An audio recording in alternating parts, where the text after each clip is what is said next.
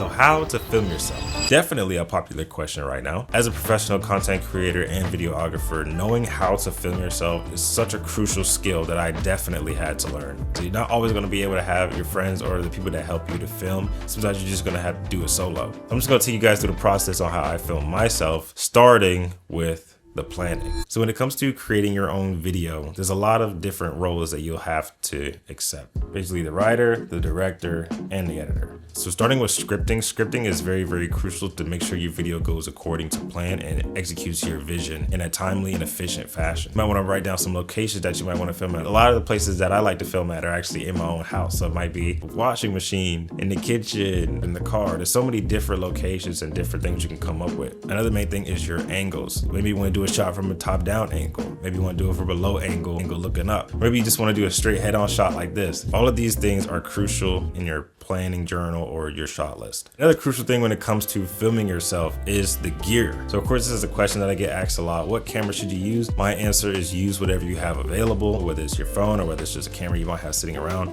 But the camera I like to use is the Canon R5. This is my favorite camera. It does 4K. It has different color profiles that I can color grade well, and it just has so many customizable features. When it comes to lenses, this is a big one. I wouldn't say use a specific lens. I like to use many different focal lengths when I'm filming by myself. It's like if I use a 16mm, I know that's going to be a wide shot. Maybe 35, 50mm, probably be a medium shot. Of course, you might have your close-up shot like with the 85mm or maybe a 70-200. The lens I usually like to use a lot when I'm filming myself is my 15-35mm f2.8, and that's my main vlogging lens. And I actually did a whole video on best vlogging gear. I think there's a link somewhere up here on this corner or this corner. Another main piece of gear when it comes to filming yourself is a tripod. I just use a Yodelon tripod that I got off Amazon. It's not the best, but it's what I have right now. Probably gonna have to upgrade soon, but it's been getting the job done for years. So another key factor when it comes to filming yourself is lighting. So in some of my videos, I like to go outside and use the natural light, but most times I actually like to film either indoors or maybe at nighttime. So one of my favorite tools when it comes to filming myself is my light stick. And the light stick that I've been using is the Zhiyun Cinepure CF100. This light stick is fully RGB, so I can make it whatever color I want to. It also has white balance settings, so if I want to make it look a little cooler, or if I want to make it look warmer, it's almost simulate like it's the sunlight. It only takes one button for it to go to max brightness, and let me tell you guys, this is the brightest light stick I have ever used. And thanks so much to Zhiyun, they actually sent me not one but two of these lights. This has been my main key light for almost a month. It also has Bondor reflectors, and it also comes with a softbox, and I'm actually using the light with the softbox right now. And I'm also using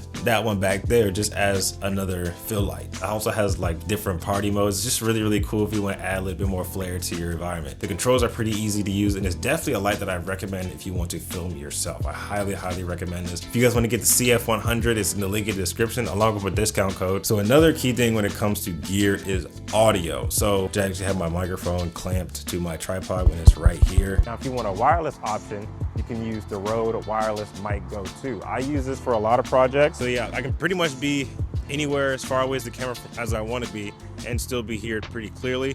And these mics do have pretty good range, and so you can pretty much film with good audio anywhere. And wireless microphones is definitely like the #1 microphone people are using these days. I just really love them. They're really easy to use. They have a whole software with them. And there's also a feature where you can actually store your recordings in the microphones themselves. And for videos like this, I could use a wireless mic as well, but I personally like to use a shotgun mic. I think shotgun mics sound a tad bit better quality. All right, now to the actual like filming and execution part. It's really a whole bunch of different things you can do. And the process and the filming process does take a long time. Definitely I highly recommend, getting a whole bunch of variety shots. Set the tripod down, many different angles. I like to get a few takeaway shots. I like to do a lot of like transition shots, like if I'm getting in the car and I'm about to go to a different location. And all these require a tripod. Because having a tripod is that you don't get motion, but sometimes you can do some cool like handheld shots if you want to use them for B-roll, or maybe just using it as like a vlogging shot. I like doing a lot of top-down shots because it's not a shot you see often. Like if you do a wide angle, it might look like more lively. If you do a close-up shot, it's kind of more dramatic. Placement is very, very important too.